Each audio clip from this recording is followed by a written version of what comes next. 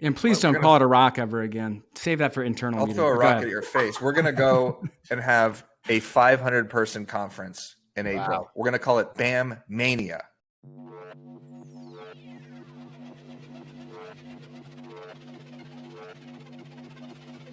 Hello, everybody, and welcome back to the most underrated podcast in real estate, but also on planet Earth, aka The Walkthrough, where each and every single week we bring on top industry professionals to talk trending topics in real estate in real time. And my gosh, this is an absolute dynasty episode right here. This might be our number one watched episode of all time. My name is Dan O'Neill, and I am the Capitan of BAM. And joining me today, Eric, this episode reminds me, this crew right here, maybe, I don't know, the 16, 17 Golden State Warriors, maybe the 98 Yankees. Oh, yeah, 98, 99 Yankees. I would say the 85 Royals. I'd say the 98 Avalanche. I'd say the 2000 Baltimore Ravens. This is the best squad in the history of real estate. Let's go. Let's go. Maybe the 06, 07 Patriots. I love it. Yep. This man is single-handedly keeping Baroque Agent Media alive. This guy is keeping Propecia alive. Their stock is rising. Yeah, I'm just doubling the dose every single day. Exactly. That's why I got a new hat on every day. The hair follicles are just being ripped out of my head every time I take a shower. Well, you know whose hair particles are not falling out of their head? Maybe the most handsome, dare I say this, the most handsome man in all of Baltimore. This guy, I had Brad Pitt written down right here. If you're not watching, you should turn this on just to watch and see this man's hairline. Welcome back to the show, buddy. We have missed you so much. Welcome back, Andrew Undum. Oh, God, that felt so good.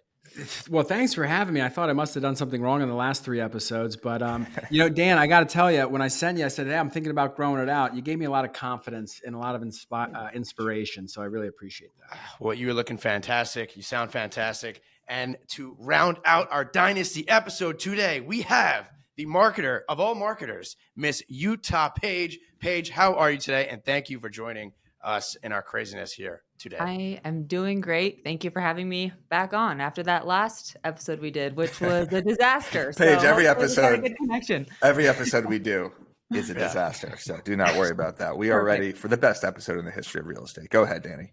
Today's episode is not going to be a disaster because I got a very stern talking to from Eric. So I made sure to bring the top tier episode, top tier topics, and the best guests we possibly could have ever had. And today we're talking Grant Cardone's listing script that is diabolical, Realtor.com's market predictions, a special marketer of the week, and much, much more. But before we do, please, for me, because I got a very stern talking to here, smash that sub button, get into BAMX, like the episode, comment Danny Deal, comment something, anything, because this is going to be the most watched episode in podcast history. Let's get into it. All right. Topic number 1 is from BAM staff and Realtor.com, and their top 10 predictions for 2024 is the actual article. They're predicting the housing, which housing markets are going to be the hottest, but we're not even going to go over those. We're going to go over their 4 to 5 key points of why they believe the market is going to trend in the way that they do and what their prediction is. And to summarize it, their prediction is that Q4 is basically going to be bonkers, and it's very exciting. So number 1, and why they are led to these predictions, are home prices. So projections suggest a potential improvement in affordability in 2024 as home prices are expected to ease slightly, coupled with lower mortgage rates and income growth, resulting in a decreased mortgage payment share relative to the median income. Number 2 is home sales. Heading into 2024, home sales are expected to remain around 4 million as high costs deter existing homeowners from moving.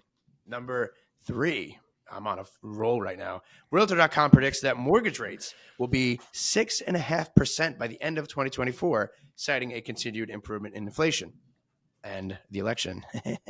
And number 4 is inventory. So while builders have ramped up construction, particularly for multifamily units, the existing home market continues to face a scarcity of available homes for sale. My gosh, this guy is in one.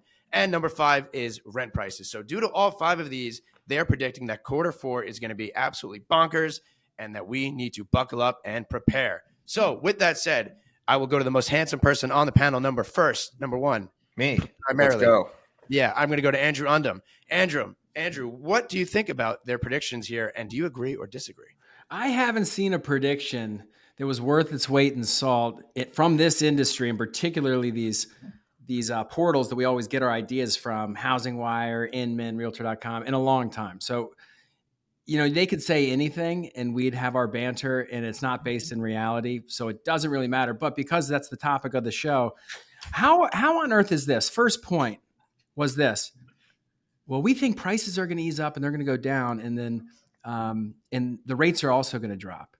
It's almost too ironic it's so clear that can't really happen. Inventory shockingly low, and the rates are going to go down, so the affordability is going to go up. But you think prices are going to go down? Well, on the minute. So the article is basically just saying like the predictions of transaction volume. So like Q1 is going to be slower, but by the time we get to Q4, we'll be in a transaction state where there'll be the most that we've seen in years. Well, here's my prediction: the transaction volume is going to be a lot higher than 2023. Correct. And I think it's going to go back to what it was like in 2020, 2021.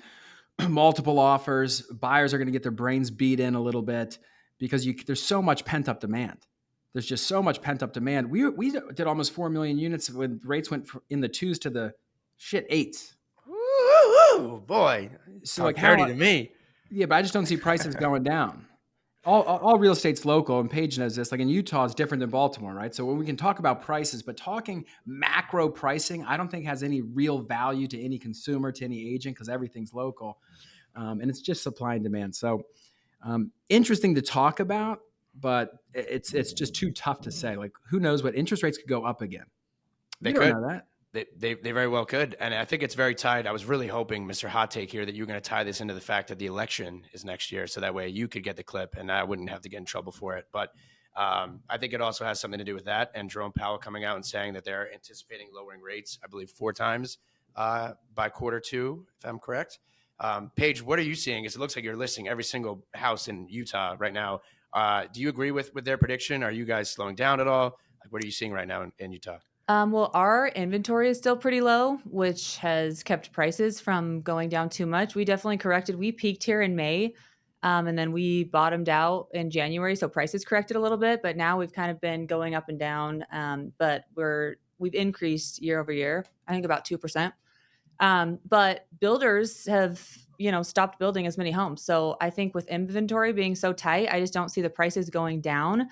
And then how much they go up really just depends on what happens with interest rates. I've heard people say that they could hit 9%, which would be terrible. That would be rough. They've already come down a little bit. So I hope with it being an election year, like some people are saying, because it's going to be an election year, the rates are going to go down. And then it seems like prices would just go nuts with the low inventory and lower rates and all the pent up demand. Prices would just skyrocket to me, it seems like. Andrew, or anyone can answer this. What typically happens during an election year? Because there's a lot of clients that say like, I want to hold off until the election happens. So you are the most political savvy person in this in this panel right now, Eric. Not in terms of the housing market, but I am curious. Like, what do you start telling your clients when the election gets closer? Well, I let them bring it up. You never want to just insert yourself and make predictions on elections because it's such a hot topic. But I do believe that it does create some level of uncertainty. And anytime you have uncertainty, our job as real estate professionals and anyone watching this, subscribe. Your job is to instill certainty in your client because they're not going to be certain if you're not certain. They're not going to be comfortable if you're not comfortable. And if you can't give guidance and advice and perspective with certainty, you're not going to get very far. And you probably already do that because you're watching the show and you're a student of the game. But in an election year, everyone's uncertain. Forget the housing market. I mean, everyone's uncertain. This is changing massive policy with taxes, with development, with regulations, which could really impact inventory, could really impact interest rates. So at the end of the day, I never try to be a fortune teller, soothsayer. That's why I'm always bashing these predictions because I deal in reality. Yeah.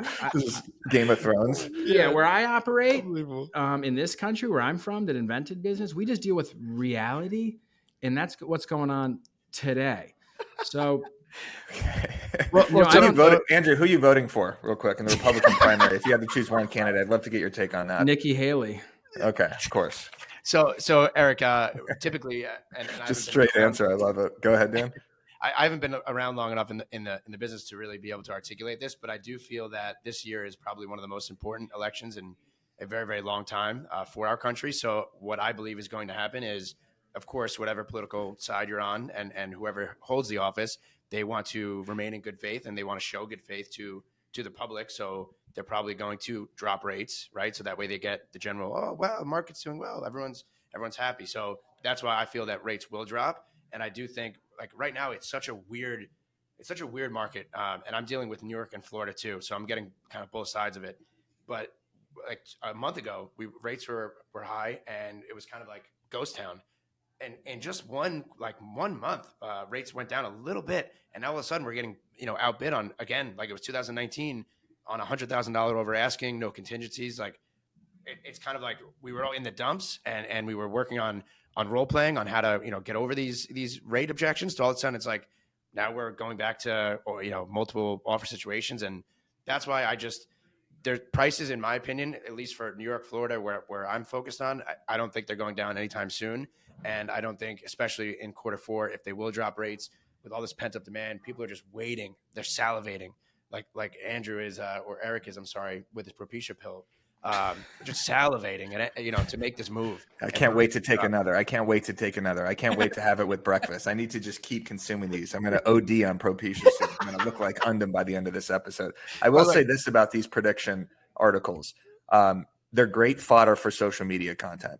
So if you like Zillow just put one out, Redfin just put one out, Realtor.com just put one out. Anytime we post these carousel predictions, they get so many shares. And I see a bunch of agents either debunking them or agreeing with them for their specific market. So I would not just share this article, but I would maybe green screen one of these articles and talk about how it differentiates in your specific market. Yeah. So, but I agreed that just like making these general predictions doesn't do anything, but it is super popular content this month. Well, hey, let me just say this. You guys at BAM, and if you're a BAMX member, and you should be, they give you all the stuff that makes it so easy to be a talking head on social media. So just because I'm bashing them, just because I don't think we can predict the future, doesn't mean you shouldn't have an opinion for your market and how it might impact this neighborhood, that neighborhood. Because I've said this before on the show, you can only access people through their concerns. Yeah. It's also just, it's just such a good hook too. If you just say, here's what I think is going to happen in the 2024 housing market. Here's what I think is going to happen in Q1. People are tuning into that. Your buyer watching that video is certainly going to watch it. Dan, let's move on to top number 2, because this is juicy. We got a lot of pushback. So go ahead and tee it up.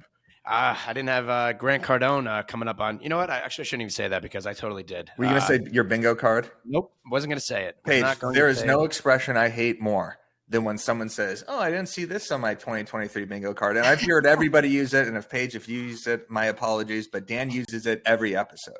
I've never heard that. And I wouldn't hang out with somebody who does say that. Neither would I. And this is also what Dan says. Dan uses the word articulate now. He just discovered the word articulate, and he uses it for everything. He's like, this chart articulates, this articulates, this articulates. Like, he doesn't even know what it means.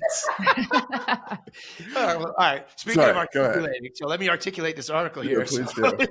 This is Grant Cardone was on Ricky Carruth's podcast, or vice versa, and he shared it. He shared a script about it's a listing script or showing your listings.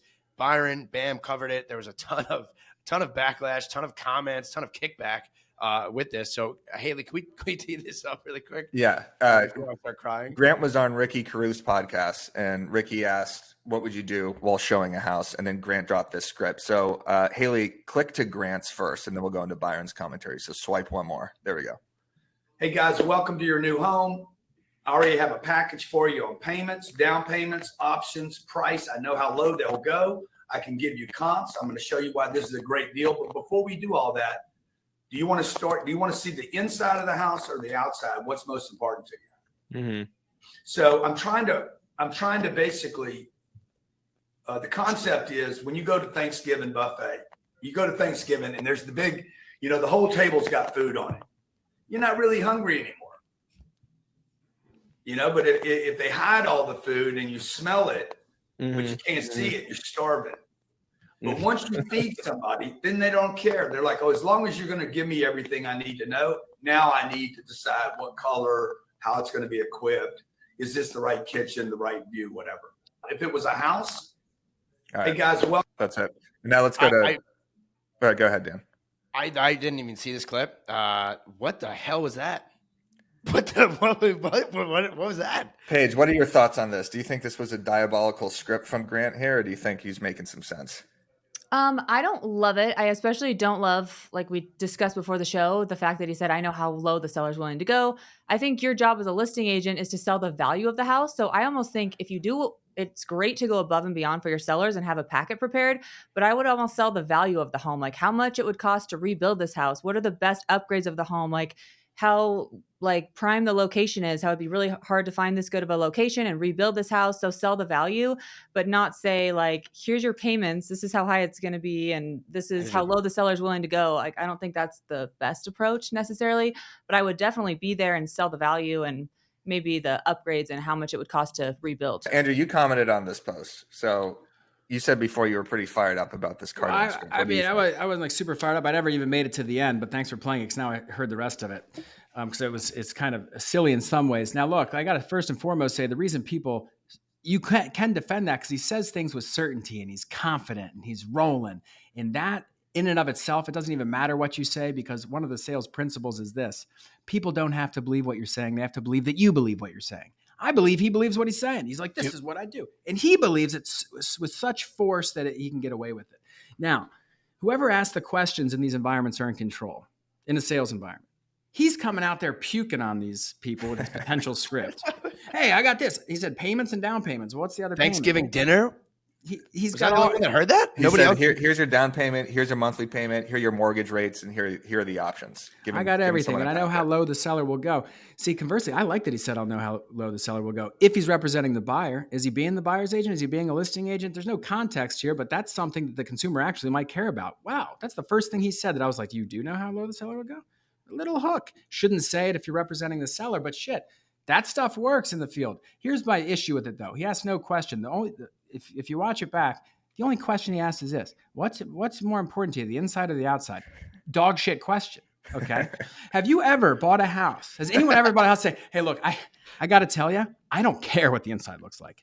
I need the outside to look like this. Or conversely, hey guys, look, I don't care if this is built on hot lava and there's freaking, but if that inside has that kitchen, I'm in. So it's like, I didn't love the script, but I did like the way he delivered it. And I think you could tweak it a little bit and make it better. I was kind of sad to see that Bam supported it wholeheartedly and said, give me a break. I'm shocked. I think that he was like rambling. I looked like he didn't even know what he was like. He went Bam from supported it full-heartedly. Listen. So Byron was saying what he liked about the script is that he had preparation at the showing. That's what Paige was highlighting too. That you liked the down payment, the monthly payment. Actually, no, you were highlighting the exact opposite of that. But that's what Byron liked. And then he also liked that you do ask the question. The question itself is stupid. Do you want to see the inside of the house first or the outside of the house? What do you like better? You're right. Like if you like the outside of the house, are you sleeping outside and just never going inside the house? That doesn't make any sense.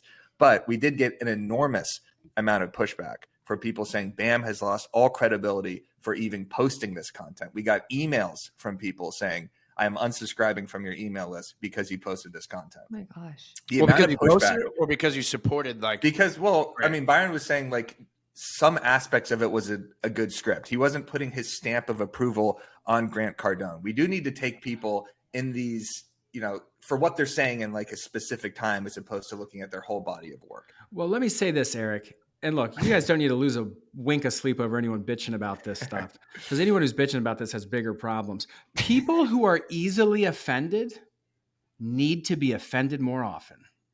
Okay. And if that offended you, just get out of the business. DSW's hiring, taxes might go down. You can get another job. That's ridiculous to get any pushback whatsoever. And look, it's a decent script, even though I wouldn't use it. You can pick both sides, but it's probably better than 99% of agents show up with, unprepared, not looking professional, certainly not confident. Mm-hmm. So look, who are you to judge? Thou who hasn't sinned shall cast the first stone. Well, apparently he hasn't even sold homes. So a lot of people are saying, of course this is Cardone, who's never sold a home to a real person. He's only done large business deals and it shows. This is salesy. It's out of touch. How would I possibly know the lowest the seller would go with what buyer's mortgage would be in our first meeting without even talking to a lender, knowing their situation? I know how low they'll go. Sounds like someone breaching confidentiality to me. Remember, any guests you have on the BAM platform, giving advice or tips to your followers, potentially newer agents, or let's be honest, struggling agents, Cardone has been called out again and again, whether truth matters or not. Well, I guess we shouldn't say anything more, guys. Let's end the show because someone might get upset about our take If we on can't it. post content or Media have an company. opinion on content, and by the way, we didn't have him on our platform. Ricky Carruth had him on his platform. And it's actually a great episode, so people should listen to that. And listen, like whatever your opinion is on Grant Cardone, at the end of the day, he is successful, at least right now, right? So he obviously knows what he's doing in some capacity, whether it be scamming or not. He knows how to scam people for sure. Yeah. But regardless, right? Like you guys are it's a media company. You're supposed to cover it. That's your job. That's what you're supposed to do. And whether or not the script is good or bad, use it and tweak it, right? Use it, tweak it, make it your own. Maybe you take something from it. Maybe you don't. Maybe you completely avoid hey, do you want to see the inside or outside first? But at least you learn something, right? If you don't go into something and take something out of it and learn from it, then get off social media. What are you doing anyway? DSW's hiring, like Undam said. Any final points? Yeah, Paige, do you think that BAM has lost all credibility now that we posted that one clip? Do you think we should disband the company and I should go back to writing for cryptocurrency called Alpha Token? Absolutely not. I don't think you have to agree with everything, but you can take something from, every type of sales pitch. Like for me, I took, hey, that's actually cool to be overly prepared. If you're showing up, like on my higher end listings, I'm always there at every single showing and I meet the buyer's agent to have a packet that you present to them. I had the idea, like instead of giving them all the numbers, like giving them the best upgrades and how much it would cost to rebuild and why this location is so valuable. So I think you can get something even if you don't agree with everything you guys share. I thought it was awesome. So yeah. And you know what? It's good content. It's entertaining content. Mm-hmm. It's starting a debate. We're talking about it right now. We're a media company. This is what Eric, we're doing. We're creating conversation. We're having opinions. What? To be fair to Grant, it was a little out of context. He's just winging. They're in the middle of a dialogue, fluid conversation. He said, how would you handle this? And he just went off on his thing. But I guarantee if you asked him that again and you told him you're going to ask that question and you gave him more context, he'd come up with a brilliant answer. Because I'll say this about Cardone. The guy knows how to sell stuff. So don't kid yourself. This guy's not an idiot. Yeah. He's sitting on Billy's, dude. He's a Billy killer like Danny O'Neill's about to be down Florida, New York. He's working 95 up and down, north and south. Cardone's going to run for president in 4 years. That's what he's angling for. Yeah, speaking of politics. All right, well, on to the next topic here. Let's get into some December. Speaking of content that's going to get us all in trouble here, let's get into December content ideas from Eric himself. Yeah. Eric, what do you have teed up here for December content? Well, it's the most wonderful time of the year for content. It is the ultimate time of the year to trend jack. You know what trend jacking is, Undam? Your mom told you not to do it. You might go blind. You know what it is? Hey, remember last time you asked me if I knew what ChatGPT was? Don't ask stupid questions. Keep going. Tell me what trend jacking is. Well, when you identify a trend on social media, maybe it's a green screen, maybe it's a carousel swipe, maybe it's something that's currently performing. It's a trend, and then you jack the trend. This isn't rocket surgery, guys. Ask me rocket surgery, not rocket surgery. Is that what you said? That's the joke. That's the joke. I'm glad you caught it. Ask me a harder question. That was you stumbling over your words. Wow. Here we go. Here are some December content ideas. And by the way, trend jacking is talking about culturally relevant topics. But yes, you could also trend jack the style. Here are some topics for the holidays. Why don't you do a little naughty or nice list? Make a funny list of people who deserve coal in their stockings versus people who deserve to be showered in gifts. The naughty list, like the appraiser that screws up a deal, a bad inspector, or something like that. Do your holiday wish list. How about festive home tours page? Go around Utah and say, these are the best, neighborhoods with the nicest lights. I'm sure Utah is beautiful. I'm sure Baltimore is beautiful. And then you could actually talk about the specific neighborhood and the average price per square feet in those areas. You could obviously highlight your charities. Dan, you've been doing a lot of charity work right now. Share what it's like to be a realtor in the winter. What changes? Is it frozen lock boxes? What do you have to do to actually prep the house? It's cold up there in Baltimore, Long Island, and Utah, not here in beautiful Los Angeles. Film yourself doing gift drop-offs and, of course, post memes about Christmas movies like Home Alone and Elf. If there's one thing that you should do, is you should at least be putting audios of these Christmas songs in the background of your reels. When people consume content, they like to feel like they're in the moment, right? There should be a discernible difference between your feed in December versus your feed in March versus your feed in summer. Because if you're just posting content in a vacuum, it's your usual housing market updating. You're not even mentioning the fact that it's the holiday season or there's no audio or something that makes it seem like it is in December. You're doing your content a disservice. So those are my December content ideas. Paige, you are the content queen. Do you have anything specific planned for Christmas or New Year's Eve or anything coming up? I don't, but I I need to be better about actually planning out my content. But I would say to other agents, I think what agents need to be focusing on is getting people that are in your area to follow you. Like if I'm following accounts in Utah, I want to see what are the best restaurants to eat at during the holiday season. Like what are the best places to get the best deals and support local, do your holiday shopping here. That's going to get you in with the restaurant owners, with local shop owners. That's going to make people in your local area want to follow you for tips. Like what are the best things to go do? What are the tree lighting festivals here and there? Like I want more people in Utah to follow me, not just agents. And you should be focusing on that in your market, not necessarily putting out funny content to other agents unless you're BAM or the broke agent. But what's going to make people in your area want to follow you? What's going to add value to them? What is going to help them figure out what to do? And what would you want to see if you were following somebody in your local area? Yeah, the holiday event list. I love that. Throw that in your newsletter. Say these are the top 3 things you should do this Christmas with your family. Here are the most affordable places to shop. Undam, I know you got nothing content-wise planned for December. Eric, by the way, happy Hanukkah. Thank you. I appreciate It's today. Yeah, it. happy Is. Hanukkah. It is. Happy The first Hanukkah. night. The first night. First Usually on this night, my parents would get me a nice GameCube game or a cool Star Wars Lego set. But today, I don't think I'm going to get anything. Well, A Harry Potter book. Yeah, exactly. definitely The got Harry Prisoner of Potter book. Azkaban, the movie, possibly. It shows. Undam, you'd be a Slytherin, by the way, as would I.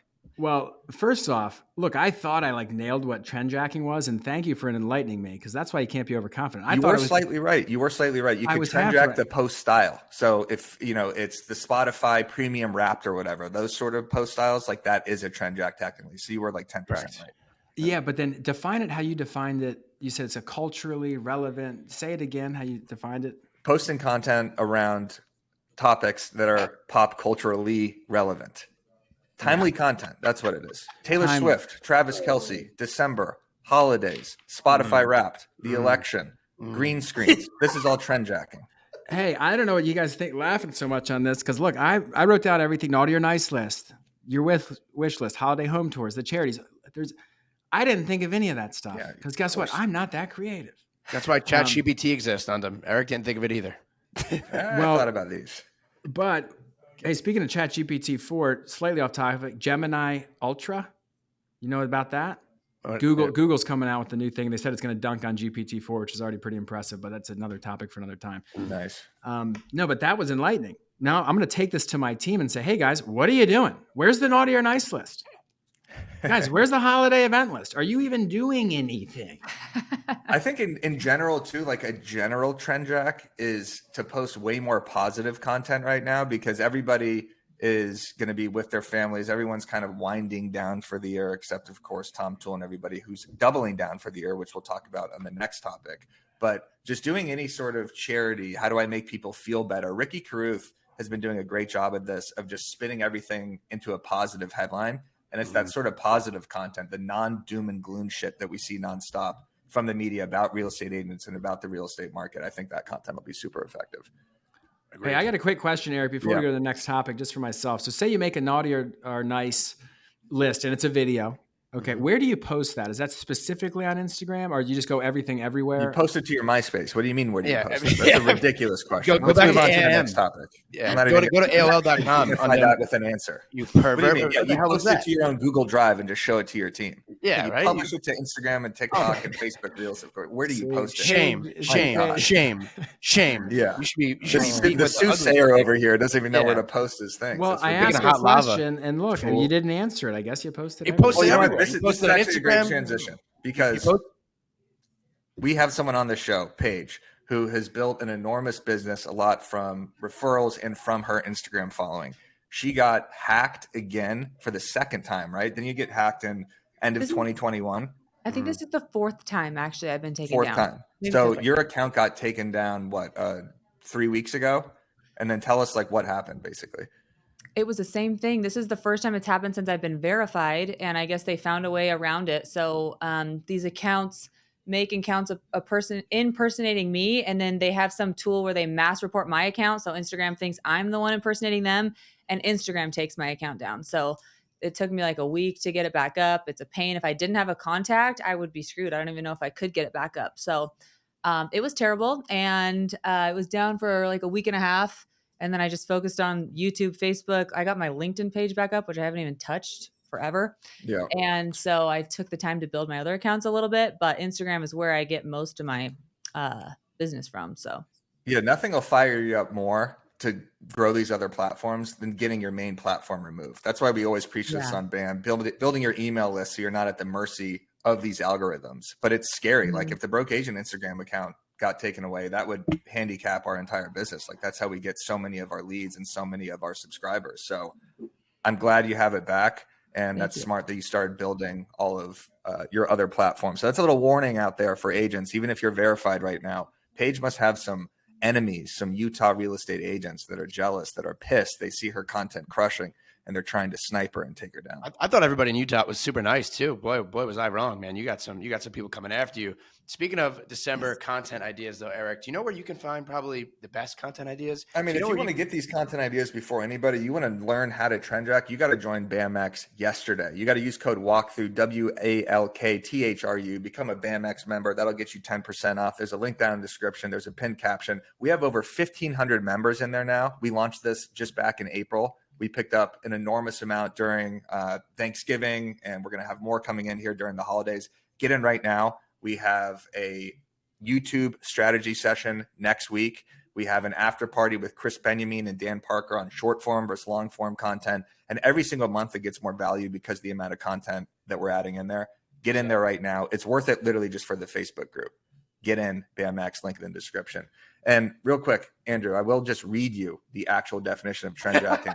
Is a marketing strategy where brands create content based on popular topics, sounds, hashtags, or events using the relevance of these social media trends to promote their product or service. So a super trend jack would be using that pop culture type thing plus a trend like a carousel post. How about this? You trend jack a green screen article about something happening in December with the Elf theme song in the background. That post might explode your account. That's how much of a jack that is. That's just numbies right there. Yeah. That's just the numbies. Numbies. All right. Speaking of numbies here, moving on to topic number 4. Tom Toole, this guy is just always in one. This article here is built for the challenge, why we thrive on challenging goals. So Tom lays out here 2 types of individuals, 2 types of agents or business owners, and how they perceive their goals, how they articulate their goals. Damn it, I said it. And I didn't want to say it this episode. Articulate. Whatever. People perceive higher goals as more attainable than lower ones. When it comes to goal setting, a lot of people aim for a balance between setting high targets to achieve great results and setting them low enough to feel like they're actually progressing and moving ahead. There's this assumption that people are likely to welcome lower goals, but it doesn't really stand up to scrutiny. According to, of course, Tom will know this, Harvard Business Review, the research indicates that in some situations, people perceive higher goals as easier to attain than lower ones. And even when that's not the case, they're much more appealing, not to mention far more rewarding. So Tom goes on to break down the 2 types of people. The reason that he says he's going over all this is because, number 1, the first one will set big, hairy, audacious goals. And he even labels that as BAGS, BHAGS. I'm sure Undam knows all about that. I'm not talking about year-long goals necessarily, but here are some examples. Tom, these are Tom words, not mine, as you can clearly see. Then there are people who set goals that they know they can hit without stretching themselves. For example, all I need to do is talk to 5 people a day to hit my goals. Number 1, Tom says, 5 people a day is a low number. I don't know what the hell you're doing all day if you're only talking to 5 people or if that's actually your goal. Secondly, you're probably already doing that, and it's not going to move you ahead in your business. So to wrap up this article, Tom is essentially telling everybody to aim high, set your goals high. Don't be afraid. You can always adjust, aim high and adjust your goals. And I wanted to go around here and ask y'all what you're doing here in Q4 in December as the holidays on night number 1 of Hanukkah. Happy Hanukkah, Eric. What y'all are doing, and Paige, I'll start with you, in terms of goal setting, business planning, poking your SOP, right, poking holes in your SOPs, whatever it may be. Yeah, how are you poking your SOPs? Yeah, how are you poking your SOPs? That sounded Paige wrong. did call me while I was mid-date and ask me a question about her team. So clearly she's working on SOPs and team building and so on and so forth. So Paige, I will tee this up to you. What do you think of Tom's article here? And are you setting your goals ridiculously high for next year? Yeah, so I always set big goals for the year, but what I'm working on is setting smaller, attainable goals and slowly systemizing everything with like our newsletter and what are our splits and what are our splits if it's an open house or if it's their client or if it's my client or where it comes from and all the different ways we're getting leads. Because for a while it had just been like stuff comes randomly and I divvy it out. So we're trying to get more systemized.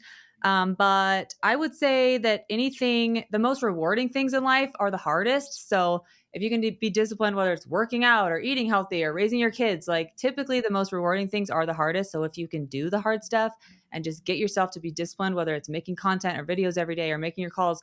I hate sitting down and actually making calls, but like just getting out and talking to people in person, I'd say the more you're disciplined and you actually make yourself do the hard things, the more rewarding it's going to be long term and the more you're going to get out of it. So Amen. Amen. Andrew, what are you setting here for Well, Q1? let me just attack my friend Tom Toole real quick on this article. Ooh. And I talked to him yesterday. I'm going to go up to his team and speak, and he's going to come down here. He's in Philly. I'm in Baltimore. Tom Toole's a phenomenal person. And because he's such an execution freak, they call him like Forrest Gump in the Tom Ferry Network. You tell him to do something, he just does it.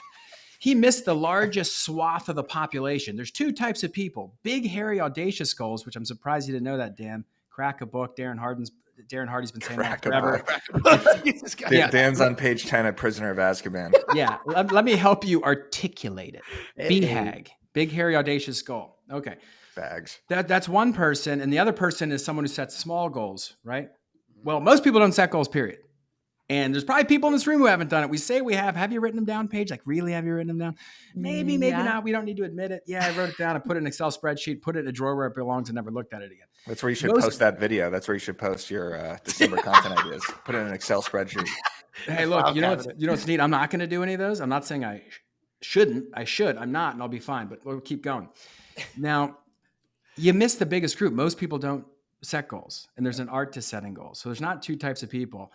So the big, hairy, audacious goals, that's what you want to hit. I'll share some of mine. And I do believe in that. You need some to echo Paige's sentiment, something that stretches you, that makes you feel accomplished.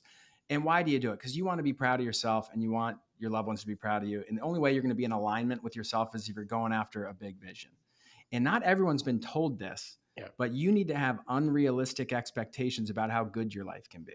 Mm-hmm. And the only reason you don't think that is because someone in your ecosystem has kind of told you, no, don't do that. No, you have to go to this step first. People's own network tear them down way more than they build them up. So here's a message to the BAM world. Have unrealistic expectations about how much business you can do and how good your life can be. Mm-hmm. That's one. But two, that small goal that Tom said, hey, some people set small goals. They only say they want to talk to 5 people a day. Show me a real estate agent who's talking to 35 different people a week, every week, inside and out. And I'll show you someone who's pulling down, $500,000. That ain't a small goal to me. Every day? You're talking to 5 people every day? Shit. But that's because Tom Toole's just an absolute stud beast. And he's a numbers guy. And on him, to your point though, too, and in this article, a lot of people, so I think there's 4 people, there's 4 kinds, right? So like you said, there's people that don't even have the goals, or maybe they just have them up here, but they don't actually have them on paper, and they don't have the KPIs behind them too. So I fell into that category where I had goals, but they were all up here. So last year I finally wrote out a business plan and actually had a tangible one that I could check every single day, every quarter, right, bi-weekly, whatever it may be. And I added KPIs behind it. So instead of it just being up here for the longest time, I could actually go in and see, okay, am I on track? Am I on par? Do I have to adjust? Am I hitting those 35 calls a day? Am I doing 10 recruit, right? Like having the KPIs and the measurables behind them and actually having them somewhere tangible.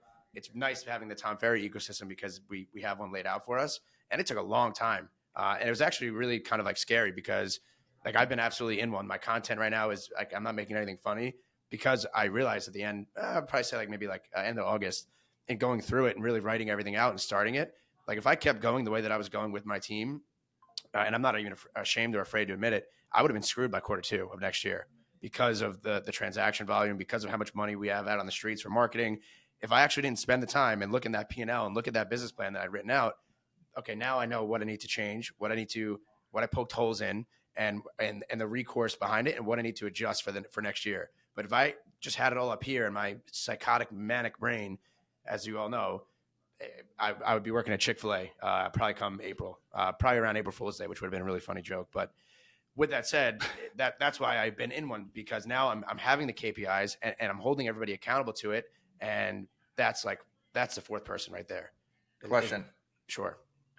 Undum. Can you define what a KPI is? Key performance indicator. Jesus, crack a book. Yeah, Jesus. Also known as OKRs. OKRs. Objective key results. Easy, fucker. It's just What a about game. what about an SOP?